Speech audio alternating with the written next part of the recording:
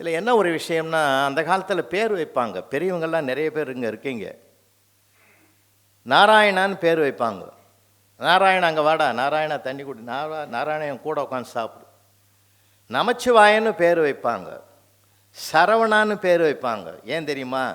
கோவிலுக்கு போய் முருகனை கும்பிட முடியுதோ முடியலையோ, பெருமாளை கும்பிட முடியுதோ முடியலையோ, சிவனை வணங்க முடியுதோ இல்லையோ, நமச்சிவாய் என்ற 5 எழுத்து மந்திரத்தை சொல்லக்கூடிய ஒரு பாக்கியமும், நாராயணா என்ற 8 எழுத்து மந்திரத்தை சொல்லக்கூடிய பாக்கியமும், சரவணா என்று சொல்லக்கூடிய 6 எழுத்து மந்திரத்தை சொல்லக்கூடிய பாக்கியமும் வீட்டுக்குள்ளேயே இருக்க வேண்டும் என்பதற்காகத்தான் இறைவனுடைய பெயரை வைத்து கூப்பிட்டாங்க. இப்போ நம்ம யாராவது அப்படி வைக்கிறோம்? வாயில் நுழைய முடியல. அன்றைக்கி ஒரு வீட்டு இருக்கிறேன், நான் யூடியூப்பில் கேட்டுருப்பீங்க, இருந்தால் நினைவுபடுத்துகிறேன். அன்றைக்கி வீட்டில் போய் உக்காந்துங்கிறேன், ஒரு பையனை சுடு தண்ணி கொண்டாடா சார் வந்து இருக்கான்னு தாவி தாவி போனான் சார். அவன் திருப்பி சுடு தண்ணி எப்படி எடுத்துன்னு வருவானோன்னு பயந்து நின்றேன். அதே மாதிரி வந்தான்னா தண்ணி கீழே வந்துருமோ என்னமோன்னு கூட பயந்துக்கிட்டு இருந்தேன். ஆனால் அதே மாதிரி எகிரி எகிரி தாவி வந்தவன் ஒரு துளி கூட கீழே விழாமல் கொண்டாந்தான் சார். அவ்வளோ எக்ஸ்பீரியன்ஸாக கொண்டாந்தான். ஆச்சரியமாக இருந்தது. தம்பி உன் பேர் என்னடாண்ணா? ஜம்புலிங்கம்னா. பரவாயில்லடா, போகும்போது ஜம்ப் பண்ணி தான் போனான், வரும்போதும் ஜம்ப் பண்ணி ஜம்புலிங்க பேர் வச்சது கரெக்டாக இருக்குது. அப்போ தான் அவங்க அப்புறம் கேட்டான், பேர் பொருத்தமாக தான் வச்சுக்கிறேன்னு. அதெல்லாம் ஒன்றும் இல்லை சார், அவன் மேலே தப்பு இல்லை. நாமெல்லாம் பிறந்த காலத்தில் தொட்டி தூளியில் போட்டு அப்படி ஆறாரோன்னு அந்த செவத்துலேருந்து இந்த செவத்து வரைக்கும் இழுத்து விட்டான், அசைஞ்சே நம்ம வளர்ந்தோம், இறக்கி விட்டாலும் அசைஞ்சே போகிறோம். அவன் அப்படி இல்லை, இட வசதி இல்லாததுனால ஒரு ஸ்ப்ரிங் தொட்டியில் போட்டு வளர்த்தேன். எப்படி எகிரியே தூங்கினான், இறக்கி விட்டாலும் எகிரி தான் போகிறான். நாம் என்ன பண்ண முடியும் சார்? வளர்ப்பு எப்படியோ வாழ்க்கை அப்படின்னு அதில் ஒரு தத்துவத்தையும் சொன்னார். உண்மைதானே அது? அதனால் பேர் வைக்கிறதுல ஒரு பொருத்தம் இருக்கணும். இல்லை, பல பேருக்கு குருவாக இருந்து வழிகாட்டுவார் என்பதனால்தான் அவருக்கு பேரே சிவ குருநாதன் வச்சுருக்காங்க. அவங்க அப்பா அம்மாவுக்கு நன்றி சொல்லணும். என்ன தனபால், உண்மையிலே நீங்கள் திருச்சி மாநகரத்துக்கு இந்த மாதிரி நடக்கிற விழாவுக்கும் வாங்க முடிஞ்சது. ஏன்னா தஞ்சை மண் வளத்தால் சிறந்த பூமி, கோவை மனவளத்தால் சிறந்த பூமி. உண்மையில் மனவளம் நிறையா இருக்குங்க இந்த மண்ணில். நான் நிறைய பேர்கிட்ட பழகி இருக்கிறேன். ஒரு உண்மைத்தன்மை இருக்கும், நம்பகத்தன்மை இருக்கும், வளமான சொற்கள் வாயிலிருந்து புறப்படும். அதனால்தான் எல்லாரும் இந்த பக்கமாக வரணும்னு ஆசைப்பட்டாங்க ஞானிகள்லாம். அருட்தந்தை வேதாத்திரி மகரிஷியும் இங்கே பக்கமாக வந்தது காரணமே அதுதான். அதனால் சாதாரணமான ஒரு அருமையான மண் வளம் நிறைந்திருக்கிற, மனவளம் நிறைந்திருக்கிற ஒரு மண் இது. கோவை என்று சொன்னாலே ஒரு குதூகலமான ஒரு நல்ல வார்த்தைகள் வரக்கூடிய விருந்து உபசரிப்புக்கு கோவைக்கு நிகரான ஊர் உலகத்திலே இல்லைன்னு கவியரசு கண்ணதாசன் அன்னைக்கே பாடினார். அதனால் எந்த இடத்துலையும் நகைச்சுவை கொட்டி கிடக்குது சார். அதாவது எல்லாத்துக்கும் அழத் தெரிந்த மனிதனுக்கு சிரிக்க தெரியவில்லை என்று சொல்லுவாங்க. ஒரு அழகான பொன்மொழியை ஒரு நர்ஸ் அம்மா, சீனியர் நர்ஸ், செவிலித்தாய், அவங்க பேர் நிர்மலான்னு பேர், அவங்க ஒரு வார்த்தை சொன்னாங்க. சிரிக்க தெரிந்த கர்ப்பிணிக்கு சிசேரியன் தேவையில்லைன்னு ஒரு வார்த்தை சொன்னாங்க சார். சுகப்பிரசவம் ஆகுமா? சிரிக்க தெரிந்தால் சுகப்பிரசவமே நடக்கும்னா. ஏன்னா அந்த உணர்வுகள் தானே சார் மனிதனை இயக்குவதே, உணர்வுகள். நீங்கள் நம்ம நிறைய பேர் நினைக்கிறோம் சுகர் வந்துடுது, பிபி வந்துடுது. உணவு காரணம் என்பதை விட உணர்வு தான் அதிகமான காரணம். பதற்றப்படுறான், எல்லாமே பண்ணுறான் இல்லையா? அன்றைக்கி ஆப்ரேஷன் தியேட்டர்லேருந்து டாக்டர் ஏதோ ஒரு ஸ்கேன் சரியாக ஒர்க் ஆகலைன்றதுன டென்ஷனில் இத்தனை கோடி கொடுத்து வாங்கினமே ஒழுங்காக ஒர்க் ஆகலையேன்னு அந்த நேரத்தில் பதற்றத்தோடு வெளியில் வரார் சார். அப்போ அவர்கிட்ட ஒரு டேட் அப்பாயின்மெண்ட்டு வாங்கினவன், ஆப்ரேஷனுக்கு வாங்கினவன் எதிரில் வந்து அவன் அந்த நேரமாக கேட்கணும், டாக்டர் நான் ஆப்ரேஷனுக்கு பிறகு எப்படி இருப்பேன் சொல்லுங்கன்னா. நீ எப்படி இருப்ப?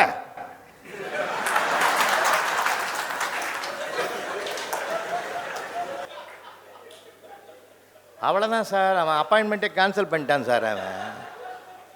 அவருக்கு அந்த வருமானமும் போயிடுச்சு. உணர்ச்சி வசப்படுகிற போது உண்மை உதடுகள்லேருந்து வராது, தடுமாறும். அதனால்தான் கொண்டு வா அவனை என்று சொல்வதற்கு பதிலாக கொன்று வா என்று பாண்டியன் நெடுஞ்செழியன் சொல்லிட்டான். எவ்வளோ விவகாரம் நடந்தது. அதனால எந்த சூழ்நிலையிலும் நம்மளை மனிதனை நிதானப்படுத்தி நல்லவனாக ஆக்குவதே அவனுடைய உணர்வுகள் நல்லா அமையணும். அப்போ அந்த உணர்வுகள் நல்லா அமையணுன்னு தான் ஆண்டவன் நமக்கு மட்டுமே அந்த சிரிக்கிற வரத்தை கொடுத்துருக்குறான். எதை சீரியலை பார்த்து அழுவுறதோ, சீரியலை பார்த்து அவன் சிரித்தான். ஒரு ஜீவன் கூட சீரியலை பார்த்து சிரித்த வரலாறே கிடையாது. எல்லாம் அழுது அழுது அழுதே தீர்த்துவிட்டோம் மொத்த அழுவையும். ரொம்ப வருத்தமாக இருக்குது. சீரியல் பார்க்குற அம்மா இங்கே இருக்கிற உண்மையிலே தாய்மார்கள்லாம் உங்களை வணங்குறேன் தாயே. இன்றைக்கி பாஷா படம் ஓடுது இல்லை, பாஷா ஓடுது. நான் ஒரு தடவை சொன்னால் அது 100 தடவைன்னாரு. நாங்கள் 100 தடவை சொன்னாலும் அது ஒரு தடவை சொன்ன மாதிரியே தான் புதுசு புதுசாக இருக்கும். அதான் நகைச்சுவையாளர்களுக்கு இருக்கிற மிகப்பெரிய அழகு. சீரியலை கொஞ்சம் ரொம்ப குறைச்சிக்கணும் சார். இப்போ நம்ம எதுக்கெல்லாம் தீர்வு கொண்டோமோ அதுவே நமக்கு பிரச்சனையாகுது. இப்போது செவிக்கு அழகு செல்ஃபோன் எழுதிக்கிறான் சார் ஒருத்தன். இந்த கொடுமையை நான் எங்கே போய் சொல்கிறது? செவிக்கு அழகு செல்ஃபோன் எழுதிக்கிறான் சார். ரொம்ப வருத்தமாக இருக்குது. அதுவும் இந்த செல்ஃபோன் பண்ணுற கூத்து இருக்குதே, ரொம்ப கஷ்டம் சார். நீங்கள் சமுதாயத்தை நல்லா பார்க்கணும். தாம்பரத்தில் ஒருத்தன் நிற்கிறான் சார் பஸ் ஸ்டாண்டை. நான் அப்போ தான் காரில் இறங்குறேன். அவன் சொல்கிறான் சார், நான் எப்படா வர்றது ஆறுமுகம், நான் தருமபுரியில் இருக்கிறேன்டா. அப்போது அவ்வளோ சீக்கிரமாக என்ன தாம்பரத்தில் இருக்கிறான் சார். அவன் பல்லாவரத்தில் கூப்பிட்றான் சார். தருமபுரின்னு அப்படியே மனசாட்சியை தூக்கி வச்சுட்டு பேசுகிறான் சார் அவன். இப்போ இந்த செல்ஃபோன் எவ்வளவு பண்ணுது இல்லை? எங்கெங்கே யூஸ் பண்ணுறதுன்னு கூட ஒரு விவஸ்தை இல்லையா சார்? எங்கெங்கே யூஸ் பண்ணுறதுன்னு கூட இல்லை, பாத்ரூமுக்கு தூக்கி போடுறான் சார். செல்ஃபோனை வீட்டில் உட்காந்து பாடுறான்னு பல பேர் ஆண்கள் கோச்சக்கூடாது. செல்ஃபோனை கூட பாத்ரூமுக்கு தூக்கி போடுறாங்க. ஏன்னா பாத்ரூமில் அந்த செல்லை பிட்டு பிரிய முடியலன்னு அர்த்தம் இல்லை. இங்கே வச்சுட்டு போட்டால் எவனாவது எடுத்து பார்த்தான்னா அதில் உள்ள இருக்கிற விவகாரம் வந்துட போதுறான்னு ஒரு பயமும் அதுக்கு காரணமாக இருக்கலாம். இன்றைக்கி அது மாதிரி ஒரு பொல்லாத கருவியாக இருக்குது சார் அது செல்ஃபோனு இல்லை? கட்டண கழிப்பிடத்தில் போய் ஒருத்தன் க்யூவில் நிற்கிறான்னா அது உள்ளே போய் பூந்துங்கன்னு அவன் சொல்கிறான். அங்கே பேசுகிறான் சார் யாருக்கோ, மச்சான் நான் வர்றதுக்கு 2 நாள் ஆகுன்றான் சார். க்யூவில் நிற்கிறவன்லாம் நொந்து நூலாயிட்டான் சார். அட பாவி, நீ எப்போ வருவேன் நான் காத்துங்கிறேன், 2 நாள் ஆகுன்றான்டா அவன். இல்லை, நான் என்ன கேட்குறேன், அந்த கருவிக்கு ஒரு விவஸ்தை இல்லை. எந்த இடத்துல பேசணும்னா அது இல்லை சார். ரொம்ப வருத்தமாக இருக்குது. பெற்றோர் தாய்மார்கள் நிறைய பேர் இருக்கீங்க. ஒரு ஆணையோ பெண்ணையோ உலகத்துக்கு உருவாக்கி தருகிற 2 பொறுப்புரியா. ஒன்று கருவறை, இன்னொன்று வகுப்பறை. இந்த 2 அறையும் சரியாக இருக்கணுமையா. சேலத்துலேருந்து ஒரு வாத்தியார் எனக்கு ஃபோன் அடித்தான் சார். அருணும் ஆசிரியர் தான். ஃபோன் அடித்தான் சார். அந்த ஆள், நீலாம் நல்ல காலத்தில் ரிட்டையர் ஆகிட்ட, நீலாம் கொடுத்து வச்சோம்யா, நான் படுற பாடு எனக்கு தான் ஏன் தெரியும். என்னையா பாரு, என்ன கஷ்டப்படுற, சம்பளம்லாம் சம்பளத்தை உடியா. 6ஆம் கிளாஸ் படிக்க பையனுக்கு கேள்வி கேள்வி ஹெட் மாஸ்டர் அட்மிஷன் அப்போ சொன்னார். நான் கேட்டேன், ஒரு நல்ல குடிமகனுக்கு எதிராக வேணும்னு ஊருகான்ட்டான் சார் அவன்.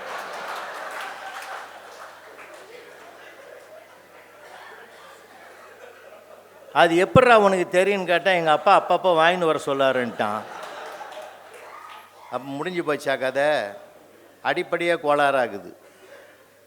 அவன் எப்படி சார் மாற்ற முடியும் அவனை? நாம் எந்த வழியை காட்டுறோமோ அந்த வழி தானே சார். அப்பா அம்மா தான் உலகத்திலே தெய்வம்னு சொல்லி ஒரு புத்தகம் வாங்கியாந்து கொடுத்தார் சார். மாதாவை பற்றியும் பிதாவை பற்றியும் சொல்ல ஒரு புத்தகத்தை அப்பா வாங்கியாந்து கொடுத்தார் 5ஆம் கிளாஸ் படிக்கிற பையனுக்கு. அன்றைக்கி சாயந்தரமே வீதியில் நாடகத்தை பார்த்தான் அந்த பையன். ஹரிச்சந்திர நாடகத்தை பார்த்துட்டு வாழ்நாள் முழுவதும் நான் சத்தியம்தான் பேசுவேன்னு சபதம் எடுத்தான். அந்த ஒத்த பிள்ளை தானே சார் இந்தியாவுக்கே உயிர் கொடுத்த மகாத்மா காந்தி என்ற பிள்ளை. நாங்கள் இங்கே இருக்கிற அவ்வளோ பேருக்கு நான் சொல்கிறேன், நீங்கள் படிப்பு கூட வேண்டாம் ஐயா, படிப்பு ஓரளவுக்கு இருந்தால் கூட போதுங்க. பண்பாட்டில் குறையக்கூடாதுயா பிள்ளைங்க, பண்பாட்டில் குறையக்கூடாதுயா பிள்ளைங்க, தயவுசெய்து சொல்கிறேன். அவனை ரசிங்க ஐயா. நாம் அதுக்கு ரசிக்கிறது கூட சிரிப்பு ஒரு வரம்னு ஏன் தலைப்பு கொடுத்துருக்காங்க? கிடைத்திருக்கிற வரம்யா, நீ தவம் செய்யாமலேயே கிடைத்த வரம் அது. கடவுள் நம்ம அனுப்பும் போதே நம்ம உள்ளே வச்சு அனுப்பிட்டாயா சிரிக்கிற உணர்வை. ரியல் எஸ்டேட் பிஸ்னஸ் பண்ணுறவங்க அப்பாட்ட ஒரே கவலையாக உட்காந்துங்கிறான் சார், பிளாட்லாம் விற்கலையான்னு. 6ஆம் கிளாஸ் ஃபுல்லாக படிக்கிறான் சார். பேப்பரோடு உள்ளே வந்துட்டான். அப்பா அவனுடைய முகத்தை பார்த்தான், கொதிக்குது.